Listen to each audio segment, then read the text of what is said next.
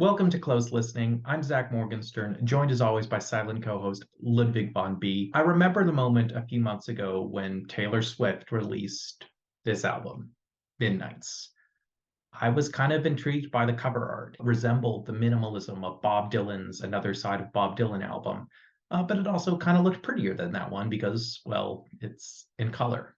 And on top of that, I had the sense that Taylor Swift had clearly established herself not just as someone who was popular, but as one of the most important singer-songwriters of her generation. Now, I've talked on this channel about how my own musical identity was shaped as a little kid. I was the kid who had to be different, who always insisted from a young age. I wasn't interested in the popular music of my time. I liked old music, by which I meant first 3 or 4 decades of rock and roll. And on the one hand, that kind of thinking is still a big part of my identity. I don't listen to or enjoy really contemporary pop radio. But at the same time, as someone who tries to be intellectually consistent and not just arbitrarily stuck in their ways and rigid, I know it's arbitrary to divide in that kind of simplistic way between old and new music. Whether a song is good or bad or deep or not can't simply be reduced to what decade it was recorded in and how popular it is. I remember explaining this epiphany at a party where, if you think about it, Neil Young's Heart of Gold and Party Rock Anthem by LMFAO are based around the same chord pattern. Now, to be clear, I still like Heart of Gold much better, but I acknowledge there's a certain arbitrariness to that distinction. So anyway, I decided for the first time I was going to listen to a Taylor Swift album. I put a hold on this one at the library. My copy finally arrived, and now I've had a few chances to listen to Midnights. This album opens with a song called Lavender Haze.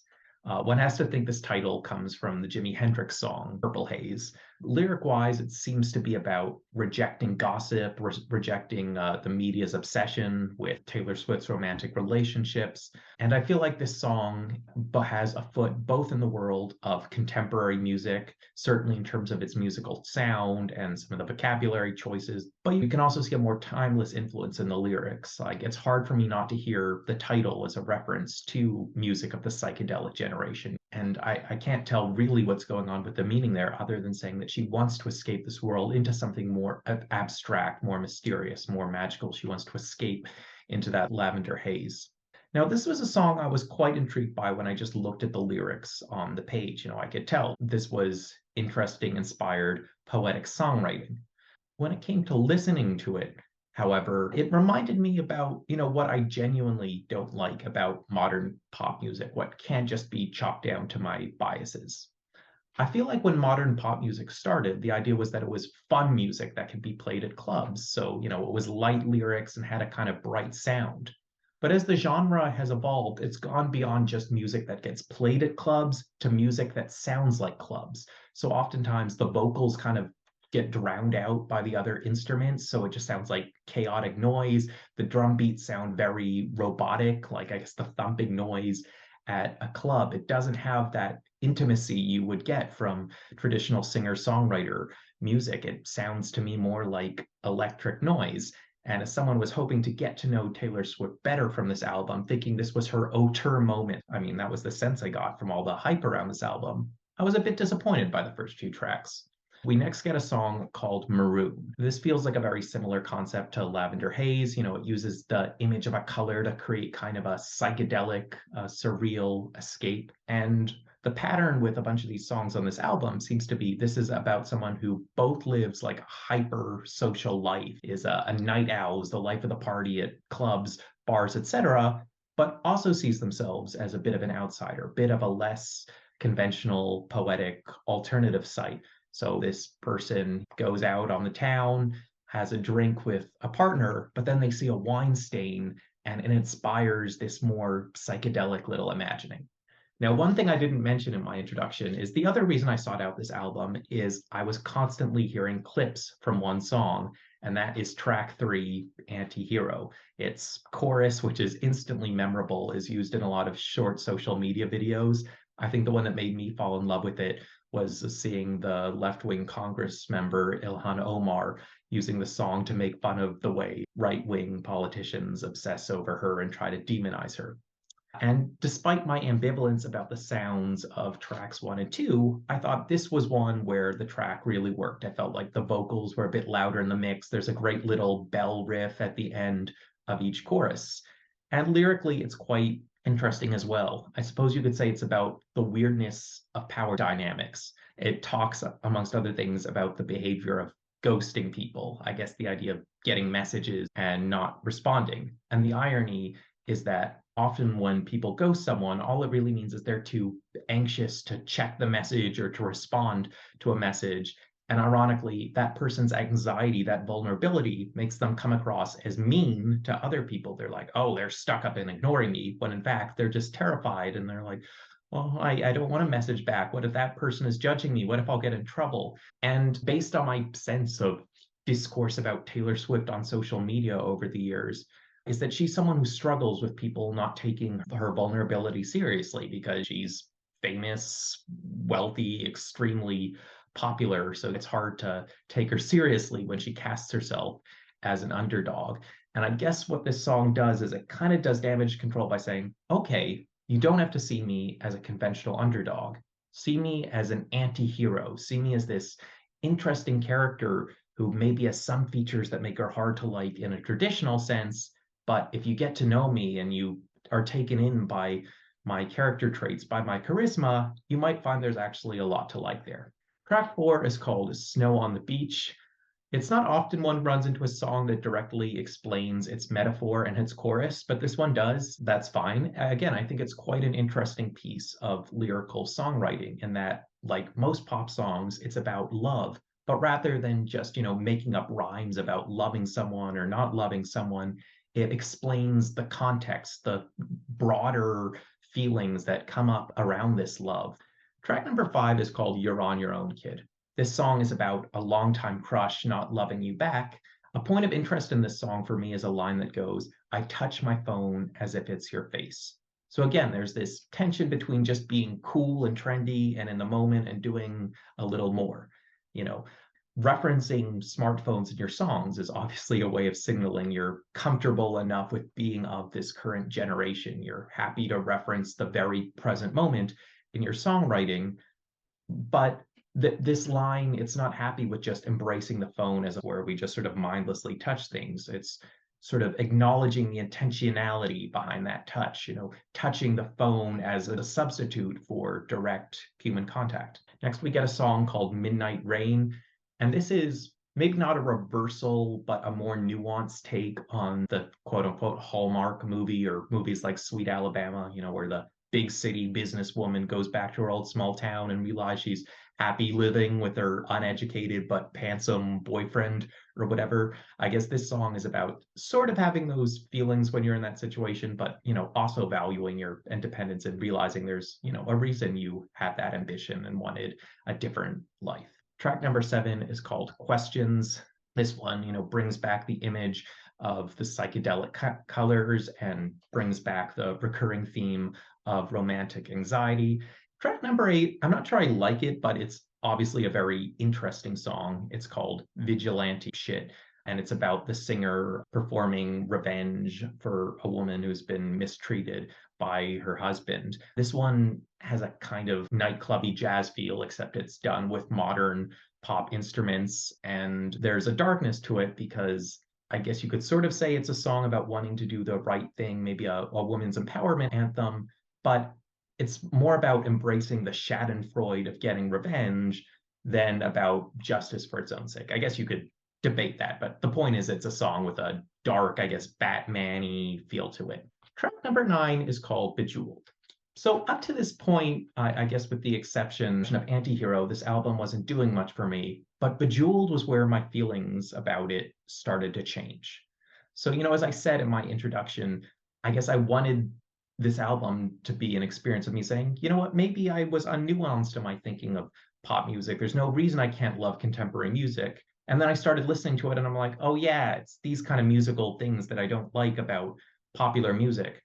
But suddenly, even though this song is, just as poppy as anything on here, something about the sound on it worked for me a little better. And I think it's the combination of that sound and that music.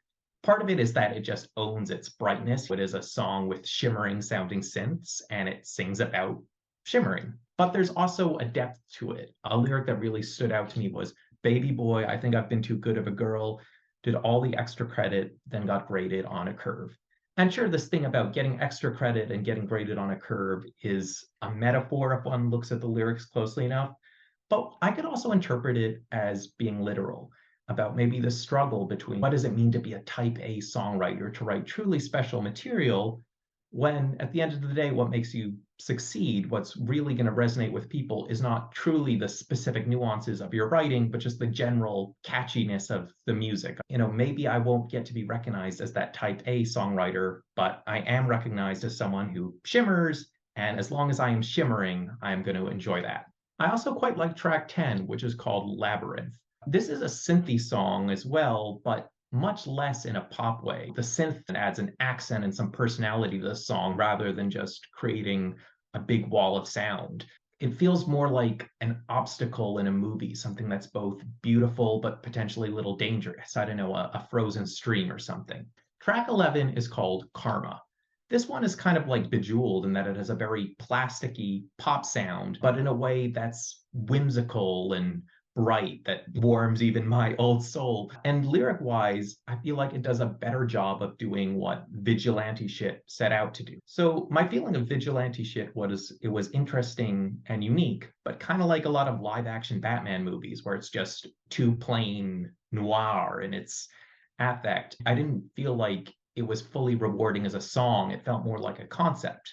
Whereas this one, it both works as a complete catchy song. There's a kind of silliness to it, but it also explores this theme of empowerment and taking joy through revenge. There's a kind of Joker feel to it in that it's unapologetically giddy as it's talking about this subject. It gets at that messiness of the human condition. Do we not fully understand the concept of revenge if we only think about the ways in which it makes us feel good and not about the dark element of it? Track number 12 really won me over, and that one is called Sweet Nothing.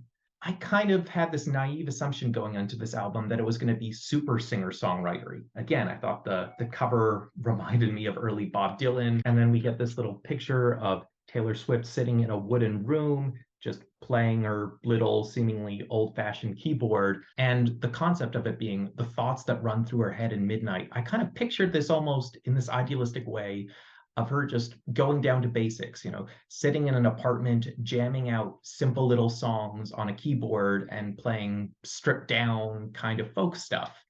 Now, when I listened to the album and heard the big pop production on the early songs, and then I looked at the liner notes and saw, wait a minute, all these songs are co-written with pop super producer Jack Antonoff, and there's a lot of collaboration on here.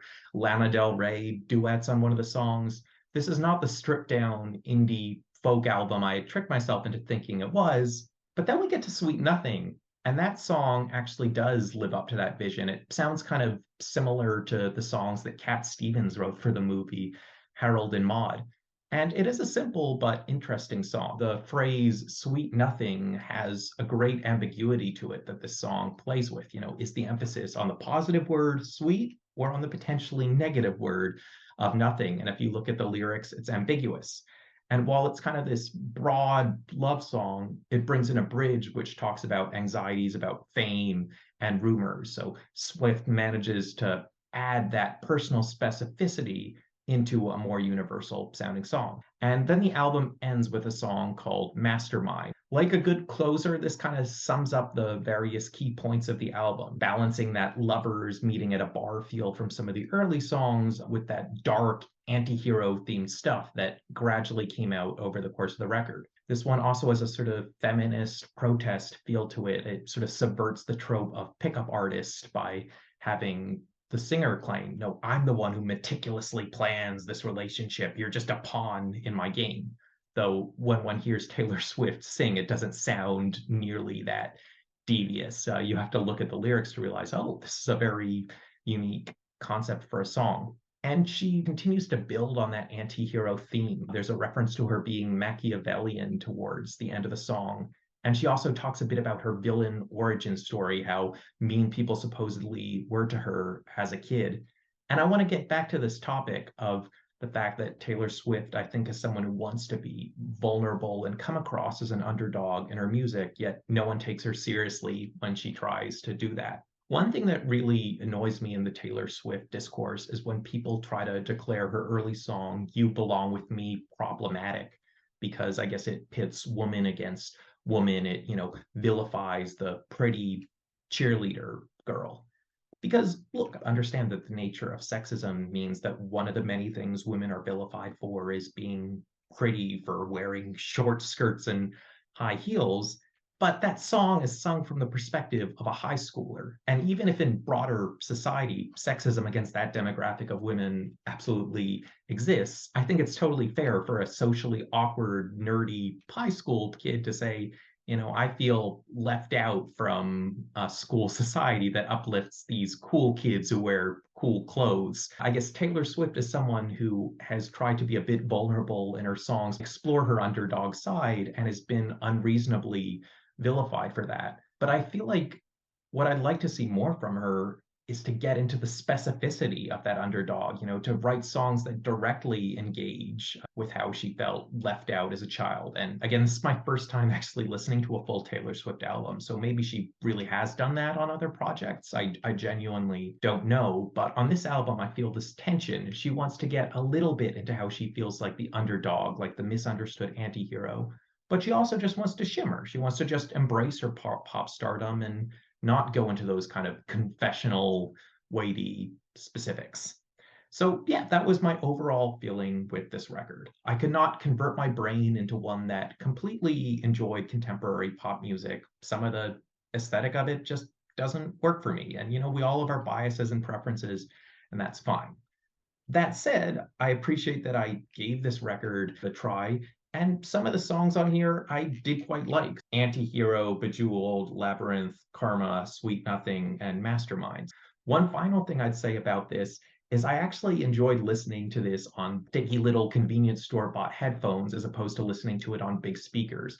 I felt like for whatever reason, I'm not an audiophile, I don't understand the science behind this.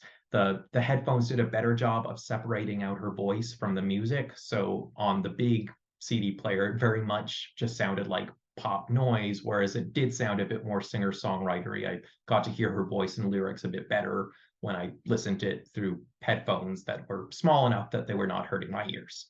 So do with that information what you will, and let me know your thoughts in the comments below. I'm Zach Morgenstern. This is Ludwig von B. See you next time.